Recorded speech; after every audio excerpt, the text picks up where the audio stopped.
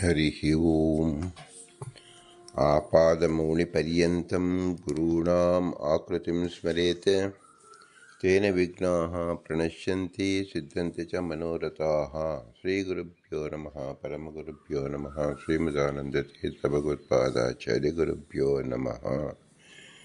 मन्मनोभीष्टवरदं सर्वाभीष्टफलप्रदं पुरन्दरगुरुं वन्दे दासश्रेष्ठं दयानिधिं विद्याविनयसम्पन्नान् शान्तादिगुणब्रह्मेदान् सशास्त्रप्रवचनासक्तानिलमिलार्यान् गुरून् भजे। पृथ्वीमण्डलमध्यस्थाः पूर्णबोधमतानुगाः वैष्णवाः विष्णुहृदयाः तान् नमस्ते गुरुमम। हरिः ओಂ। ಶ್ರೀಶಾಪಾಹಿ ಅನಂತಕೋಟಿ ಬ್ರಹ್ಮಾಂಡನಾಯಕ ಎಂಬುದು ಶ್ರೀ ಪುರಂದರದಾಸರು ರಚಿಸಿದ ಭವ್ಯ ಗ್ರಂಥ.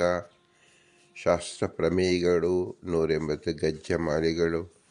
ನಾವು 82ರಿಂದ 92ನೇ ಗಜ್ಜವನ್ನು ನೋಡುತ್ತಿದ್ದೆವು. ಅಕ್ರೂರ ವರದ, ಅಂಬರೀಷ ವರದ, ನಾರದ ವರದ, ಪ್ರಹ್ಲಾದ ವರದ, ಗಜೇಂದ್ರ ವರದ, ಮುಚುಕುಂದ ವರದ, ಧ್ರುವ ವರದ, ವಿಭೀಷಣ ವರದ, ಪುಂಡರೀಕ ವರದ ಮತ್ತು ಪರಾಶರ ವರದ ಎಂಬುದು 10 ಜನ ವರದರು. 10 ಎಂಬುದು ಅನಂತ ಸಂಖ್ಯೆವಾಚಿ. ವರದರು ಅಂದರೆ ಸಾತ್ವಿಕರು. ಜೀವರುಗಣ ಅನಂತ ಜೀವಗಳಿದ್ದಾರೆ. ಅವರೆಲ್ಲರೂ ಹರೇರ ಅನುಚರಾಹ ಇದ್ದಾರೆ. ನೀಚೋಚ ಪಾಪಂ ಗತಃ ತಾರತಮ್ಯೋಪೇತವಾಗಿ ಜೀವರಿದ್ದಾರೆ ಎಂಬುದನ್ನು ತಿಳಿಸ್ತಾ ಇದ್ದಾರೆ. ಮುಖ್ಯವಾಗಿ ಜೀವರು ಇರುವಿಕೆಗೆ ಅಧಿಷ್ಠಾನ ರೂಪವಾಗಿ ಈ ಜಗತ್ತು ಸತ್ಯವಾಗಿದೆ. ಸತ್ಯನಾದ ಭಗವಂತ ಅವನು ಸೃಷ್ಟಿಸಿದ ಅಂದರೆ ಪ್ರಕೃತಿಯಿಂದ ಸೃಷ್ಟಿಸಿದ ಸಕಲವು ಸತ್ಯವಾದದ್ದು ಎಂಬುದನ್ನು ತಿಳಿಯಬೇಕು. ಸತ್ಯನಿಂದ ಸತ್ಯವಾದ ಪದಾರ್ಥವೇ ನಾವು ತಿಳಿಯಬೇಕು ಎಂಬುದು ತಾತ್ಪರ್ಯ. ಸತ್ಯಂ ಜಗತ್ತಿದ ಪಂಚಭೇದ ವನಿಚ್ಯ ಸಿರಿ ಗೋವಿಂದನ ಕೃಚ್ಯವರಿತು ತಾರತಮ್ಯದ ಕೃಷ್ಣನದಿಕನೆಂದು ಸಾರಿರೈ ಎಂಬುದು ದಾಸರಾಯರ ಸಂಕ್ಷಿಪ್ತವಾದ ಒಟ್ಟು ಮಧ್ವಮತದ ಪ್ರಮೇಯವನ್ನೇ ತಿಳಿಸಿಕೊಟ್ಟಿದ್ದಾರೆ. ಈ ಪ್ರಮೇಯವನ್ನೇ ನಾವು ಜೀವನ ಪೂರ್ತಿ ನಾವು ಅಳವಡಿಸಿಕೊಳ್ಳಬೇಕು, ಜೀವನ ಪೂರ್ತಿ ಅರಗಿಸಿಕೊಳ್ಳಬೇಕು, ಜೀವನ ಪೂರ್ತಿ ಅನುಸಂಧಾನ ಮಾಡಿಕೊಳ್ಳಬೇಕು. ಪಂಚಭೇದ ತಾರತಮ್ಯ ಎಂಬುದೇ ನಮ್ಮ ಉಸಿರು. ಪಂಚಭೇದ ತಾರತಮ್ಯ ಎಂಬುದೇ ನಮ್ಮ 2 ಕಣ್ಣುಗಳು, 2 ಕಿವಿಗಳು, 2 ಹಸ್ತಗಳು, 2 ಕಾಲುಗಳು. ಹೀಗೆ ಎಲ್ಲಿ ನೋಡಿದರೂ ಪಂಚಭೇದ ತಾರತಮ್ಯವೇ ಇರುವುದು. ಆದ್ದರಿಂದಲೇ ನಮಗೂ 2 ವಿಧವಾದ ಇಂದ್ರಿಯಗಳು ನಾವು ನೋಡ್ತಾ ಇದ್ದೇವೆ. ಪ್ರಸ್ತುತ ಜೀವನಲ್ಲಿ ಇರತಕ್ಕಂಥ ಗುಣವನ್ನು ಚಿಂತನೆ ಮಾಡುವಾಗ ಜೀವ ಪರಾಧೀನೋಪಿ ನ ಅನಾದಿತ್ವ ವಿರೋಧ ಬ್ರಹ್ಮಸೂತ್ರದ ಯಾವ ನ್ಯಾಯ ವಿವರಣದಲ್ಲಿ ಶ್ರೀಮದಾನಂದ ತೀರ್ಥರು ಜೀವರ ವಿಶೇಷವಾದ ಒಂದು ಲಕ್ಷಣವನ್ನು ನ್ಯಾಯ ರೀತಿಯಲ್ಲಿ ನಮಗೆ ತಿಳಿಸ್ಕೊಡ್ತಾ ಇದ್ದಾರೆ.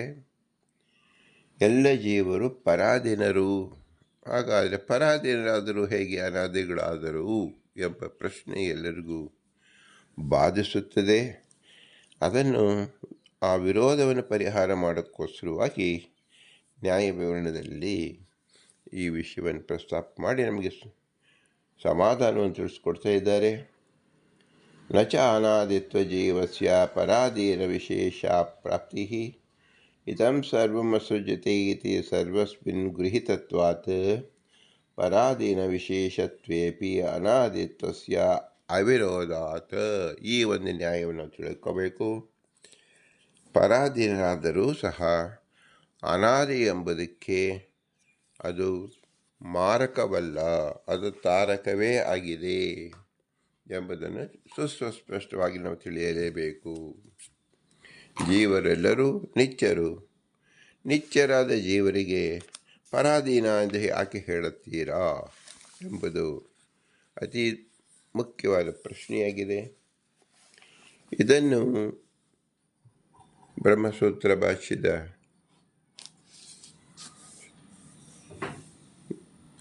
ಅವಿರೋಧ ಅಧ್ಯಾಯದಲ್ಲಿ 3ನೇ ಪಾದದಲ್ಲಿ 11ನೇ ಅಧಿಕರಣ ವಿಶೇಷದಲ್ಲಿ ಜ್ಞ ಅಧಿಕರಣ ಎಂಬತಕ್ಕಂಥ ಹೆಸರು. ಅಲ್ಲಿ ಜೀವ ಜನ್ಮ ಶ್ರುತಿಯ ವಿರೋಧ ಪ್ರಯೋಜ್ಯ ಸಮನ್ವಯ ಗೋಚರವನ್ನು ಭಾಷ್ಯ ರೂಪದಲ್ಲಿ ತಿಳಿದುಕೊಟ್ಟಿದ್ದಾರೆ. ಅದನ್ನೇ ವಿಶೇಷವಾದ ನ್ಯಾಯದಿಂದ ನಾವು ತಿಳಿದುಕೊಳ್ಳಬೇಕು. ಈ ಅಧಿಕರಣದಲ್ಲಿ ಜೀವ ಜನ್ಮ ವಿಷಯಕ ಶ್ರುತಿ ವಿರೋಧವನ್ನು ಪರಿಹರಿಸುತ್ತಾರೆ, ಶ್ರುತಿ ವಿರೋಧವನ್ನೇ ತೋರಿಸುತ್ತಾರೆ. ನಿತ್ಯೋ ನಿತ್ಯಾನಾಮಿತಿ ಜೀವಸ್ಯಾಪಿ ನಿತ್ಯತ್ವ ಮುಕ್ತಂ.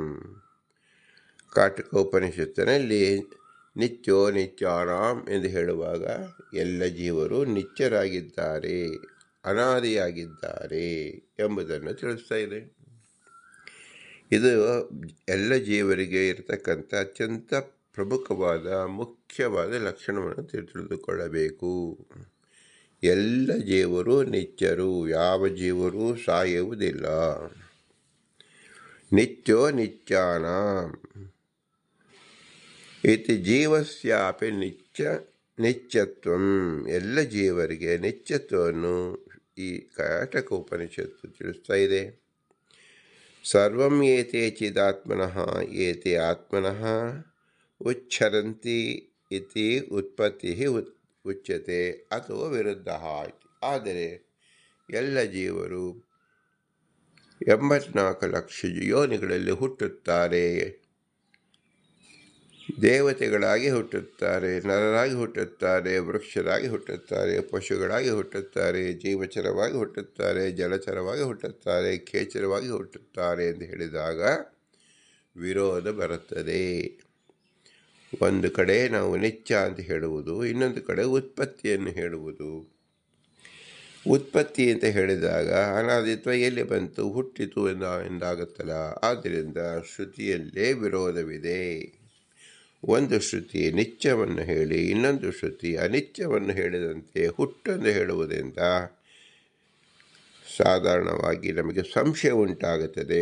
ಅದನ್ನು ವಿಶೇಷವಾದ ನ್ಯಾಯದಿಂದ ಶ್ರೀಮದಾನಂದ ತೀರ್ಥರು ನಮಗೆ ಪರಿಹಾರ ಮಾಡುತ್ತಿದ್ದಾರೆ. ನಿತ್ಯೋ ನಿತ್ಯಾನಾಂ ಎಂದು ಜೀವರಿಗೂ ನಿತ್ಯತ್ವ ಹೇಳಲ್ಪಟ್ಟಿದೆ. ನಿತ್ಯತ್ವ ಇದ್ದುದರಿಂದಲೇ ಅನುತ್ಪತ್ತಿಯು. ಈ ಚಿದ್ರೂಪವಾದ ಜೀವರು ಮಾತೃದೇಹದಿಂದ ಹುಟ್ಟುತ್ತಾರೆ. ಈ ಶ್ರುತಿಯಿಂದ ಜೀವನಿಗೆ ಉತ್ಪತ್ತಿ ಹೇಳಲ್ಪಡುತ್ತದೆ. ಹೀಗೆ 2 ಶ್ರುತಿಗಳಿಂದ ವಿರುದ್ಧಗಳಾದ 2 ಅರ್ಥಗಳನ್ನು ಹೇಳಿದ್ದರಿಂದ ಆ ಶ್ರುತಿಗಳಿಗೆ ವಿರೋಧ ಪ್ರಾಪ್ತವಾಯಿತು. ಜೀವನು ಉತ್ಪತ್ತಿ ಉಳ್ಳವನು ನಿತ್ಯಾನಂ ಎನ್ನುವ ನಿತ್ಯತ್ವ ಪ್ರತಿಪಾದಕ ಶ್ರುತಿಯಿಂದಲೂ ಪ್ರಾಗ್ಭಾವ ಶೂನ್ಯತ್ವಾದಿ ಯುಕ್ತಿಗಳಿಂದಲೂ ಇದಕ್ಕೆ ವಿರುದ್ಧವಾದ ಉತ್ಪತ್ತಿ ಶ್ರುತಿಯು ಅಪ್ರಮಾಣವೇ ಎಂದ ಪೂರ್ವಪಕ್ಷ ಬಂದರೆ ಸಿದ್ಧಾಂತೀಕರಿಸಕ್ಕೆ ಸೂತ್ರಿಕೆ ಅವತಾರಿಕೆಯನ್ನು ಕೊಡುತ್ತಾರೆ. ಓಂ ಅತ ಆಹ ಹೀಗೆ ಶಂಕೆ ಬಂದರೆ ಉತ್ತರಿಸುತ್ತಾ ಓಂ ಜ್ಞ ಅತ ಏವ ಓಂ ಜೀವೋಪಿ ಅತ ಏವ ಪರಮೇಶ್ವರಾದ್ ಉತ್ಪತ್ಯತೆ ಶಬ್ದಾದೇವ ತೇ ವಾ ಏತೆ ಚಿದಾತ್ಮನೋ ಅವಿನಿಷ್ಟಃ ಪರಂ ಜ್ಯೋತಿಃ ನಿವಿಶಂತ್ಯ ವಿನಷ್ಟಃ ಏವೋ ಉತ್ಪದ್ಯತೆ ನ ವಿನಶ್ಯತೆ ಕದಾಚನ ಇತಿ ಕಾಷಾಯಣ ಶ್ರುತಿಃ. ನ ಅತ ಏವ ಉತ್ತರ ಶ್ರೀ ವೇದವ್ಯಾಸದೇವರು ತಿಳಿಸಿದ್ದಾರೆ. ಜ್ಞ ಅತ ಏವ ಉತ್ಪತ್ತಿ ಇದೆ ಮತ್ತು ಅನಾದಿ ಇದೆ ಎಂಬುದನ್ನು ಹೇಗೆ ಕೂಡಿಸುವುದು, ಅದಕ್ಕೆ ಉತ್ತರ ವೇದವ್ಯಾಸರಿಂದ ಹೇಳಿರ್ತಕ್ಕಂಥದ್ದು ಜ್ಞ ಅತ ಏವ. ಹೀಗೆ ಹೇಳಿದರೆ ಸೂತ್ರಪ್ರಾಯವಾಗಿ ಹೇಳಿದ್ದಾರೆ. ಜ್ಞ ಅತ ಏವ ಜ್ಞಾನ ಇರುವುದರಿಂದ ಎಂದು ಹೇಳಿದ್ದಾರೆ. ಏನು ಅರ್ಥವಾಗುತ್ತದೆ? ಆದ್ದರಿಂದ ಭಾಷ್ಯ ರೂಪದಲ್ಲಿ ಶ್ರೀಮದಾನಂದ ತೀರ್ಥ ತಿಳಿಸುತ್ತಾರೆ. ಆಕಾಶ ಪಂಚಭೂತಗಳು ಮಾತ್ರವಲ್ಲ, ಜೀವನೂ ಕೂಡ ಪರಮೇಶ್ವರನಿಂದಲೇ ಹುಟ್ಟುತ್ತಾನೆ. ಈ ಶ್ರುತಿಯಿಂದಲೇ, ಅಂದರೆ ಯಾವ ಪ್ರಮಾಣದಿಂದ ಜೀವನಿಗೆ ನಿತ್ಯತ್ವ ಸಿದ್ಧಿಸುತ್ತದೋ ಅದೇ ಪ್ರಮಾಣದಿಂದಲೇ ಉತ್ಪತ್ತಿಯೂ ಸಿದ್ಧಿಸುತ್ತದೆ. ಪುನಃ ಪ್ರಮಾಣಾಂತರವನ್ನು ಹುಡುಕಬೇಕಾಗಿಲ್ಲ. ಪ್ರಸಿದ್ಧರಾದ ಜೀವರು ಜ್ಞಾನ ಸ್ವರೂಪರು. ಸ್ವರೂಪನಾಶರಹಿತರು. ಪ್ರಕಾಶರೂಪನಾದ ಪರಬ್ರಹ್ಮನನ್ನು ಪ್ರಳಯ ಕಾಲದಲ್ಲಿ ಪ್ರವೇಶ ಮಾಡುತ್ತಾರೆ. ಪುನಃ ಸೃಷ್ಟಿಕಾಲದಲ್ಲಿ ಸ್ವರೂಪತಃ ಅನಾದಿ ನಿತ್ಯರಾದವರೇ ದೇಹ ಸಂಬಂಧದಿಂದ ಹುಟ್ಟುತ್ತಾರೆ. ಯಾವಾಗಲೂ ಮಹಾಪ್ರಳಯದಲ್ಲಿ ಇತರ ಕಾಲದಲ್ಲಿ ಸ್ವರೂಪತಃ ನಾಶವನ್ನು ಹೊಂದುವುದಿಲ್ಲ ಎಂದು ಕಾಷಾಯಣ ಶ್ರುತಿ ಹೇಳುತ್ತಿದೆ. ಏವಂಚ ಈ ಶ್ರುತಿಯಲ್ಲಿ ನಿತ್ಯತ್ವಕ್ಕೆ ವಿರೋಧ ಇಲ್ಲದೇನೆ ಉತ್ಪತ್ತಿಯನ್ನು ಹೇಳಿದ್ದರಿಂದ ಅನಾದಿತ್ವ ಶ್ರುತ್ಯಾದಿಗಳಿಂದ ವಿರೋಧವಿಲ್ಲ. ಎಂದರೆ ಅರ್ಥ ಏನು? ಎಲ್ಲರೂ ನಿತ್ಯರು, ಜ್ಞಾನ ಸ್ವರೂಪರು, ಸ್ವರೂಪ ನಾಶರಹಿತರು ಜೀವರು. ಆದರೂ ಹುಟ್ಟುತ್ತಾರಲ್ಲ ಅಂದರೆ ಉಪಾಧಿಯಾದ ದೇಹ ಸಂಬಂಧವೇ ಹುಟ್ಟು ಎಂಬುದು ಹೆಸರು. ಅನಾದಿ ನಿತ್ಯನಾದ ಜೀವರಿಗೆ ಉತ್ಪತ್ತಿ ಹೇಗೆ ಕೊಡುತ್ತೆ, ವ್ಯಾಹತವಾಗಿದ್ದಿಲ್ಲ ಅಂದರೆ ಅದಕ್ಕೆ ಸೂತ್ರ ಓಂ ಯುಕ್ತಶ್ಚ ಓಂ. ಅನಾದಿ ನಿತ್ಯನಾದಾಗ್ಯೂ ಜೀವನ ಹುಟ್ಟುತ್ತಾನೆ ಅಂದರೆ ಪರಾಧೀನ ವಿಶೇಷ ರೂಪವಾದ ದೇಹಾದ ಉಪಾಧಿಯನ್ನು ಅಪೇಕ್ಷಿಸಿ ಉತ್ಪತ್ತಿಯು ಯುಕ್ತವಾಗುವುದು.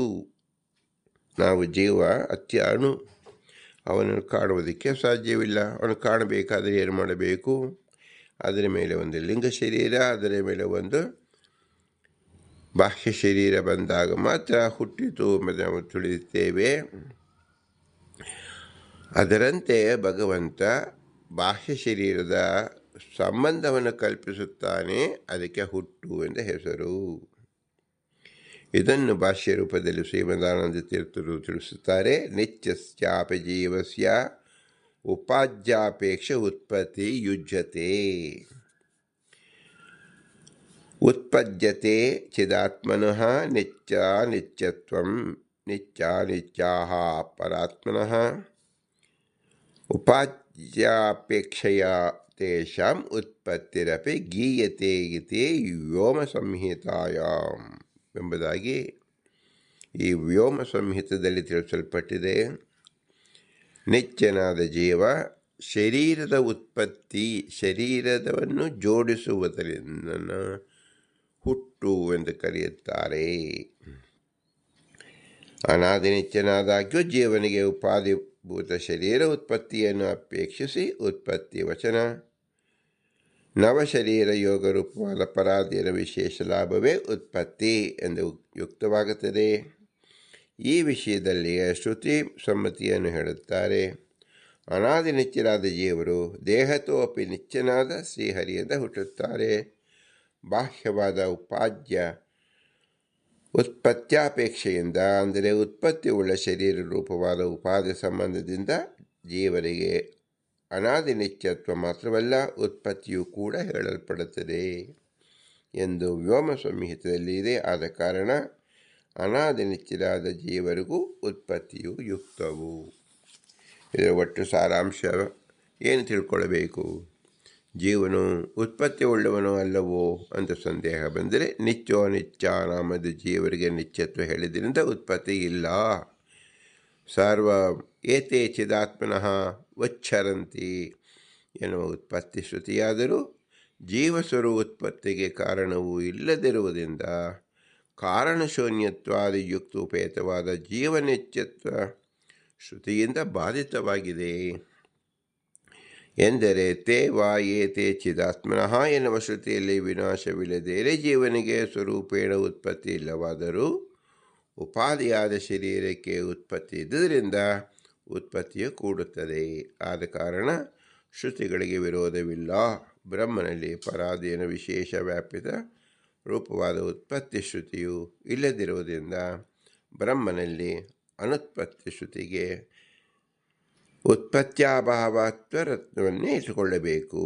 ಜೀವಾದಿಗಳಲ್ಲಿ ಉತ್ಪತ್ತಿ ಶ್ರುತಿಯು ಇದ್ದುದರಿಂದ ಅನುತ್ಪತ್ತಿ ಶ್ರುತಿಗೆ ಉತ್ಪತ್ತ್ಯ ಭಾವಪರತ್ವವು ಕೂಡದಿರುವುದರಿಂದ ಅನೇಕಾರ್ಥತ್ವವು ನ್ಯಾಯವಾಗಿದೆ.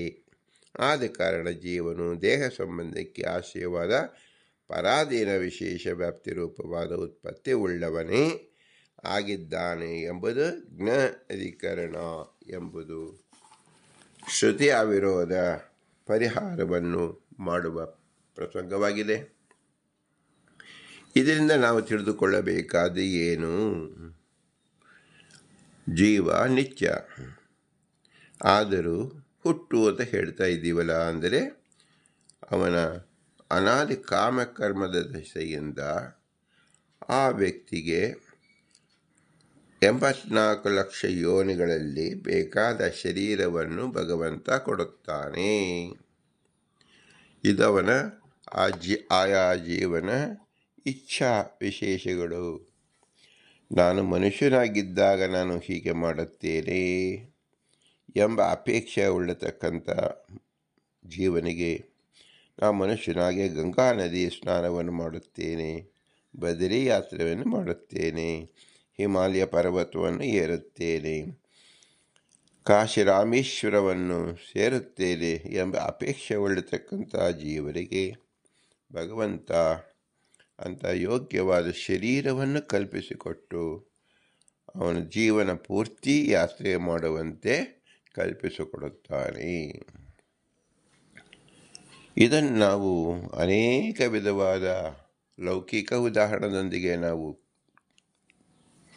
ಕಾಣಬಹುದಾಗಿದೆ. ಉದಾಹರಣೆಗೆ, ಪ್ರತಿನಿತ್ಯವೂ ನಾವು ಭೋಜನವನ್ನು ಮಾಡುತ್ತೇವೆ. ಪ್ರತಿನಿತ್ಯವೂ ಭೋಜನ ಮಾಡುತ್ತಿರುವಾಗ ಭೋಜನ ಎಂಬುದು ಜೀವನಿಗೆ ಬೇಕು, ನಿತ್ಯವೂ ಬೇಕು. ಒಂದು ದಿನ ತಿಂದ ಭೋಜನ ಮತ್ತೊಂದು ದಿನ ಏಕೆ ಬೇಕು? ಅಂದರೆ ಆ ಜೀವ ಎಂಬತಕ್ಕಂಥವನು 106 ವರ್ಷ ಇರುವುದರಿಂದ ಹುಟ್ಟಿದ ದಿನದಿಂದ ಸಾಯುವ ತನಕವೂ ಬೇರೆ ಬೇರೆ ಪದಾರ್ಥವನ್ನು ಅವನು ಭುಜಿಸುತ್ತಲೇ ಇರುತ್ತಾನೆ. ಉದಾಹರಣೆಗೆ, ದ್ರವರೂಪವಾದ ಹಾಲು,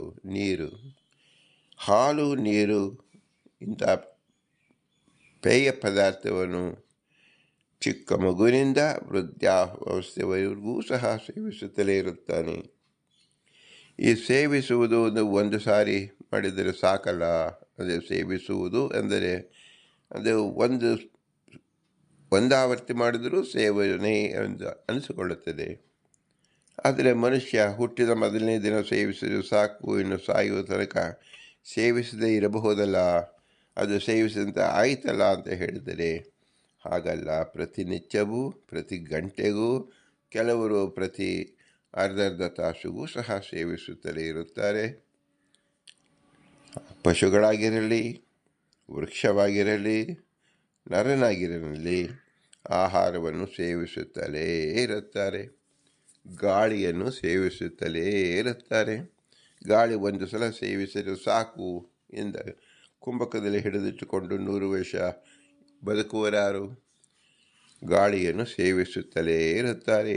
ಹೇಗೆ ಗಾಳಿ ಎಂಬುದು ಪ್ರವಾಹ ರೂಪದಲ್ಲಿ ಸತತವಾಗಿ ಸೇವಿಸುತ್ತಲೇ ಇರುತ್ತೇವೆಯೋ, ನೀರನ್ನು ಸತತವಾಗಿ ನಾವು ಸೇವಿಸುತ್ತಲೇ ಇರುತ್ತೇವೆಯೋ, ಹೀಗೆ ಸೇವನೆ ಮಾಡುವುದರಿಂದ ಪರರಿಗೆ ಅಥವಾ ನಮಗೆ ನಾವು ಬದುಕಿದ್ದೇವೆ, ನಮಗೆ ಚೇಷ್ಟಾಪ್ರದವಾಗಿ ಇಂದ್ರಿಯಗಳು ವ್ಯಾಪಾರವನ್ನು ಮಾಡುತ್ತಿದೆ, ನನ್ನ ಉಸಿರಾಟ ಕಾರಣದಿಂದ, ನನ್ನ ಅನ್ನ ನೀರಿನ ಸೇವನೆಯಿಂದ ಎಂಬುದು ತಿಳಿದುಕೊಳ್ಳುತ್ತಾರೆ. ಅಂದರೆ ಜೀವ ಇರತಕ್ಕಂಥ ನಿಶ್ಚೇತನವೋ ಚೇತನವೋ ಅಂತ ತಿಳಿಬೇಕಾದರೆ ಬಾಹ್ಯರೂಪವಾದ ಶರೀರ ಅಲ್ಲಾಡಿಸುವಿಕೆ, ಮಾತಾಡುವಿಕೆ, ನೋಡುವಿಕೆ ಅವನ ವ್ಯಾಪಾರದಿಂದ ತಿಳಿಯಬೇಕು. ಈ ವ್ಯಾಪಾರಕ್ಕೆ ಅಂಗಭೂತವಾಗಿ ಉಸಿರಾಟ, ನೀರು, ಅನ್ನ ಎಂಬುದು ಸಾರ್ಥಕವಾಗಿರುತ್ತದೆ. ಇದು ಒಂದು ದಿನ ಒಂದು ಕಾಲ ಉಣ್ಣುವುದಲ್ಲ, ಜೀವ ಪರ್ಯಂತವಾಗಿ ಮಾಡತಕ್ಕಂಥದ್ದು. ಜೀವ 100 ವರ್ಷ ಇದ್ದಾಗ, ಆ ಮನುಷ್ಯ ಶರೀರದಲ್ಲಿದ್ದಾಗ 100 ವರ್ಷಕ್ಕೆ 36,000 ಸಲ ಕನಿಷ್ಠ ಪಕ್ಷ. ಪ್ರತಿನಿತ್ಯವೂ 16 ಬಾರಿ ಮಾಡಿದಾಗ 3,60,000, 3,60,00,000 ಸಲ ಮನುಷ್ಯರು ಉಸಿರಾಟವನ್ನು ಮಾಡುತ್ತಾ ಇದ್ದಾರೆ, ನೀರನ್ನು ಕುಡಿಯುತ್ತಾ ಇದ್ದಾರೆ, ಆಹಾರವನ್ನು ತಿನ್ನುತ್ತಾ ಇದ್ದಾರೆ. ಹೇಗೆ ಇದು ಪದೇ ಪದೇ ಪದೇ ನಾವು ತಿನ್ನುತ್ತಾ ಇದ್ದೀವಿ? ತಿನ್ನುವುದು ಏನಾಯಿತು? ಉಸಿರಾಟ ಮಾಡಿದ್ದ ಆ ಉಸಿರು ಏನಾಯಿತು? ಬಿಟ್ಟೆವು. ಆಹಾರವನ್ನು ಮಲಮೂತ್ರವಾಗಿ ಹೊರಗೆ ಹೋಯಿತು, ರಕ್ತವಾಗಿ ಶಕ್ತಿಯಾಗಿ ದೇಹದಲ್ಲಿ ಉಳಿಯಿತು ಕೆಲವು ಭಾಗ. ಹೇಗೆ ನಾವು ಹೇಳುತ್ತೇವೆಯೋ ಹಾಗೆ ಜೀವನಿತ್ಯನಾದರೂ ಉಪಾಧಿ ರೂಪವಾದ ಶರೀರದ ಸಂಬಂಧ ಪದೇ ಪದೇ ಪದೇ ಆ ಜೀವನಿಗೆ ಆಗುವುದೇ ಉತ್ಪತ್ತಿ ಎನಿಸಿಕೊಳ್ಳುತ್ತದೆ. ಆದ್ದರಿಂದ ಜೀವನು ಹುಟ್ಟಿದ, ಹೌದು, ಶರೀರದ ಉಪಾಧಿಯಾದ ಶರೀರ ಗೋಚರವಾಯಿತು, ಆದ್ದರಿಂದ ಹುಟ್ಟಿದ. ಆದರೆ ಆ ಶರೀರ ಯಾರಿಗೂ ಮೇಲೆ ಇಟ್ಟಿದ್ದು? ಚೇತನನ ಮೇಲೆ ಇಟ್ಟಿದ್ದು. ಆದರೆ ಅವನಿಗೆ ಉತ್ಪತ್ತಿ ಇಲ್ಲ. ಒಬ್ಬನೇ ಚೇತನನ ಮೇಲೆ ವಿವಿಧ ರೀತಿಯ ವಸ್ತ್ರಗಳನ್ನು ಧರಿಸಿ ಒಂದು ಮಗುವಿದೆ. ಸಾವಿರಾರು ಬಟ್ಟೆಗಳನ್ನು ಹಾಕಿ ನಾವು ಆನಂದ ಪಡುತ್ತೇವೆ.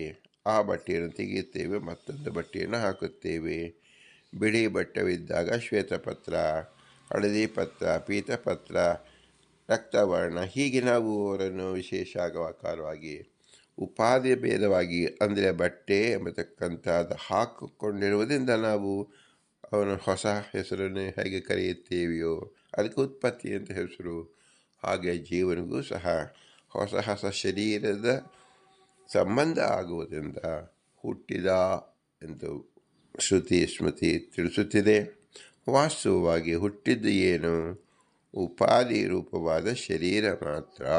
ಜೀವನು ಹುಟ್ಟಿದವನಲ್ಲ, ನಿತ್ಯೋ ನಿತ್ಯಾನ. ಇದರಿಂದ ನಾವು ತಿಳಿಯಬೇಕಾದ್ದು ಏನು? ಜೀವ ಪರಾಧೀನನಾಗಿದ್ದಾನೆ. ಅವನು ನಿತ್ಯನಾಗಿದ್ದರಿಂದ ಅವನು ಅನಾದಿಯಾಗಬೇಕು ಎಂಬುದು ವಾಸ್ತವವಾದರೂ ಅನಾದಿಯಾದ ಜೀವನಿಗೆ ಉಪಾಧಿಕೃತವಾದ ದೇಹ ಸಂಬಂಧ ಇರುವುದರಿಂದ ಉತ್ಪತ್ತಿ ಎಂಬುದು ಸಹ ಕೂಡುತ್ತದೆ. ಹೊಸ ಹೊಸ ಬಟ್ಟೆಯನ್ನು ಹಾಕಿ ಹೊಸ ಹೊಸ ಹೆಸರಿನಿಂದ ಕರೆಯುವಂತೆ ಹೊಸ ಹೊಸ ಶರೀರ ಬಂದಾಗ ಹೊಸ ಹೊಸ ಯೋನಿಗಳಲ್ಲಿ ಹುಟ್ಟಿದ ಎಂಬತಕ್ಕಂಥದ್ದು ಯುಕ್ತವಾಗಿದೆ. ಹೀಗೆ ಹೇಳಿದ್ದರಿಂದ ನ್ಯಾಯ ವಿವರಣದಲ್ಲಿ ಜೀವ ಪ್ರಕರಣದಲ್ಲಿ ತಿಳಿಯಬೇಕಾದ್ದು ಏನಾಗಿದೆ? ಜೀವನು ನಿತ್ಯನೇ, ಜ್ಞಾನ ಸ್ವರೂಪನೇ, ಆದರೂ ಉತ್ಪತ್ತಿ ಉಂಟು. ಹಾಗಾದರೆ ಉತ್ಪತ್ತಿ ಇರುವುದರಿಂದ ಪರಾಧೀನತೆ ಜೀವನಲ್ಲಿ ಇದೆ ಎಂಬುದನ್ನು ನಾವು ತಿಳಿಯಬೇಕು. ತನ್ನ ಅಧೀನವೇ ಇದ್ದಾಗ ಆ ಜೀವನಿಗೇನು ಮಾಡಬಹುದಾಗಿತ್ತು? ಅವನ ಸ್ವೇಚ್ಛೆಯಂತೆ ಹುಟ್ಟದೇನೆ ಒಂದೇ ರೂಪದಲ್ಲಿ ಇರಬಹುದಿತ್ತು.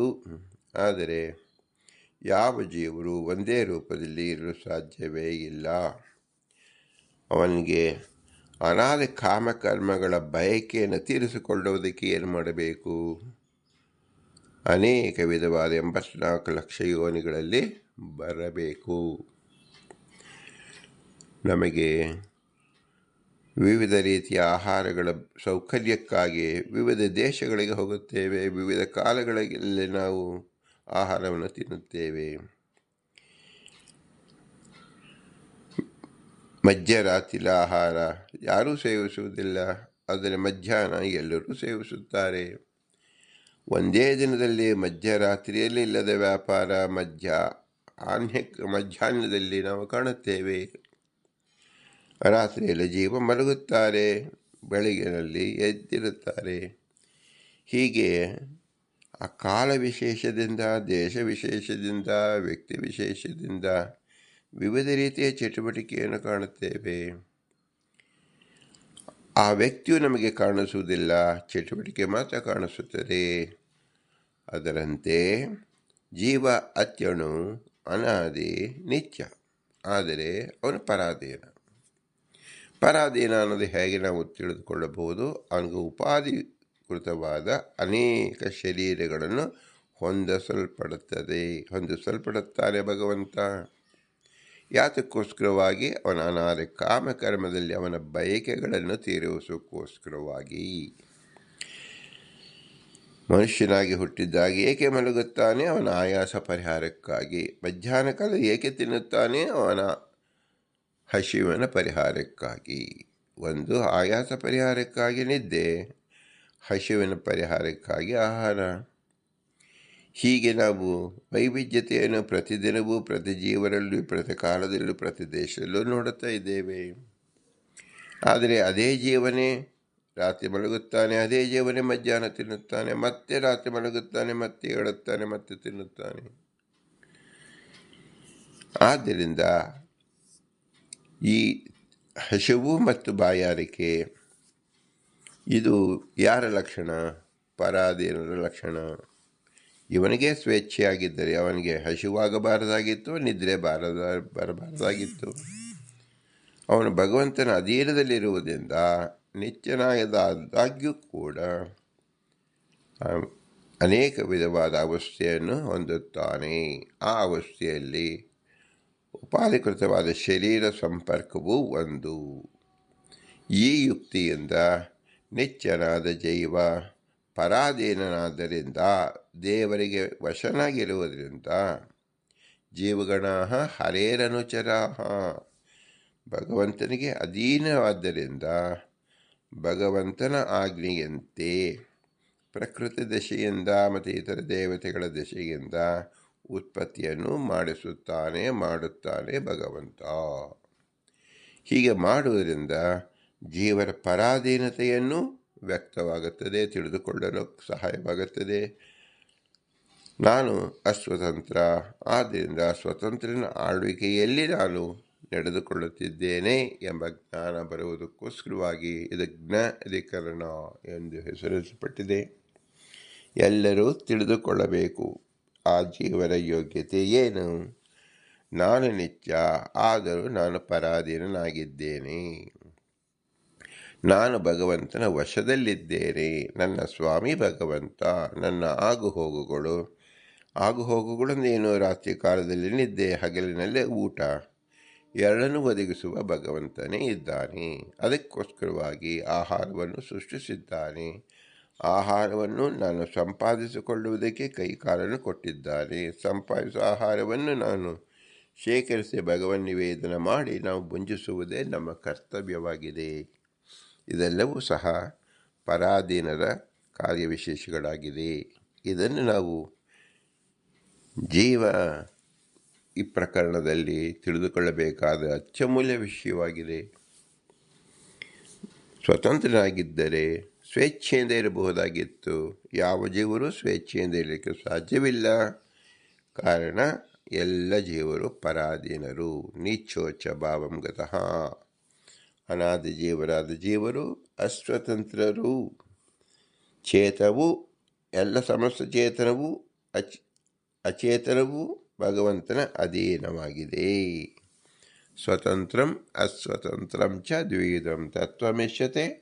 ಸ್ವತಂತ್ರೋ ಭಗವಾನ್ ವಿಷ್ಣು ಭಾವೋಭಾವ ದ್ವಿಧೇತರತು ಎಂಬಲ್ಲಿ ಸ್ಪಷ್ಟವಾದ ತತ್ವವೇಕದಲ್ಲಿ ತಿಳಿಸಿಕೊಟ್ಟಿದ್ದಾರೆ. ಭಗವಂತ ಮಾತ್ರ ಸ್ವತಂತ್ರ ತತ್ವ, ಉಳಿದೆಲ್ಲರೂ ಅಸ್ವತಂತ್ರ ತತ್ವ ಎಂಬುದಾಗಿ ತಿಳಿಸಿಕೊಟ್ಟಿರೋದ್ರಿಂದ ಅಸ್ವತಂತ್ರದಲ್ಲಿರತಕ್ಕಂಥ ಚೇತನ ಮತ್ತು ಅಚೇತನ, ಚೇತನವಾದ ಜೀವ, ಅಚೇತನವಾದ ಶರೀರ, ಇದೇ ಭಗವಂತನ ಅಧೀನವಾಗಿದೆ ಎಂದು ತಿಳಿದುಕೊಳ್ಳುವುದೇ ಮಹಾ ತಾತ್ಪರ್ಯ.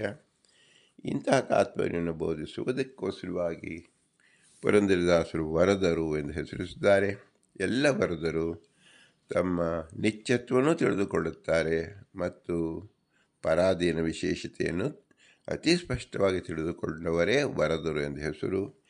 ಈ ಶುದ್ಧ ಜ್ಞಾನವನ್ನು ಪಡೆದುಕೊಳ್ಳುವುದಕ್ಕೆ ಅವರಿಗೆ ಉತ್ತಮವಾದ ಮನುಷ್ಯ ಶರೀರ ಬರಲೇಬೇಕು. ಉತ್ತಮವಾದ ಶರೀರ ಬರಲಿಕ್ಕೆ ಉತ್ತಮವಾದ ಯೋಗ್ಯವಾದ ತಂದೆ ತಾಯಿಗಳ ಆಶ್ರಯ ಪಡೆಯಬೇಕು. ಆದ್ದರಿಂದ ತಂದೆ ತಾಯಿಗಳ ಸ್ಮರಣೆಯನ್ನು ಮಾಡಬೇಕು. ಉತ್ತಮ ಗುರುಗಳನ್ನು ಆಶ್ರಯಿಸಬೇಕು. ಅವರ ಯೋಗ್ಯ ಅನುಗ್ರಹವನ್ನು ಸಂಪಾದನೆ ಮಾಡಿಕೊಳ್ಳಬೇಕು. ಅವರ ಸೇವನೆಯನ್ನು ಮಾಡಿಕೊಳ್ಳಬೇಕು. ಇದು ಸಹ ಭಗವಂತನ ದೇವತೆಗಳ ಇಂದ್ರಿಯಾಭಿಮಾನಿ ದೇವತೆಗಳಿಂದ ನಡೆದು ಬರುತ್ತಿದೆ. ಅವರೇ ಈ ಎಲ್ಲ ಕೆಲಸವನ್ನು ಮಾಡುತ್ತಿರುವುದರಿಂದ ಅವರ ವಿಶೇಷ ಅನುಗ್ರಹವನ್ನು ನಾವು ಸಂಪಾದಿಸಿಕೊಳ್ಳಬೇಕು. ದೇವತೆಗಳಲ್ಲಿ ಶ್ರೇಷ್ಠರಾದ ವಾಯುದೇವರು ಭಗವಂತನ ಆಜ್ಞಾ ಪ್ರಕಾರ ಎಲ್ಲರಲ್ಲೂ ಉಸಿರಾಗಿ ನಿಂತು ಪ್ರಾಣಶಕ್ತಿಯಾಗಿ ಇದ್ದು ಬಲ, ಜ್ಞಾನ, ಆನಂದ, ಮುಕ್ತಿ, ಸುಖ, ದುಃಖ ಎಲ್ಲವನ್ನು ಕೊಡುತ್ತಿದ್ದಾರೆ. ಆದ್ದರಿಂದ ವಾಯುದೇವರೇ ಮುಖ್ಯ ಗುರುಗಳು, ಮೂಲ ಗುರುಗಳು, ಪ್ರಧಾನವಾದ ದೇವತೆ ಎಂದು ಆರಾಧಿಸಬೇಕು. ಆದರೂ ಇವರೆಲ್ಲರೂ ಅಸ್ವತಂತ್ರರು. ಸ್ವತಂತ್ರವಾದ ಭಗವಂತ ಲಕ್ಷ್ಮೀನಾರಾಯಣ ಮಾತ್ರ. ಅವನೇ ನಮ್ಮ ಬಿಂಬರೂಪ, ಅವನಿಂದಲೇ ಸಕಲವಾಗುತ್ತಿದೆ ಎಂಬತಕ್ಕಂಥದ್ದು ನಾವು ಅತ್ಯಂತ ಸ್ಪಷ್ಟವಾಗಿ ತಿಳಿದುಕೊಳ್ಳಬೇಕು. ಆ ಬಿಂಬನೆಗೆ ನಾವು ಪ್ರತೀಕಾರವಾಗಿ ಏನು ಮಾಡುವುದು? ನಾವು ಏನು ಕೊಡಲು ಅಸಮರ್ಥರಾಗಿದ್ದೇವೆ, ಪರಾಧೀನರಾಗಿದ್ದೇವೆ. ಆದ್ದರಿಂದ ಅವನ ವಿಶೇಷವಾದ ಸ್ಮರಣೆಯೇ ಅವನು ಕೊಡತಕ್ಕಂಥದ್ದು.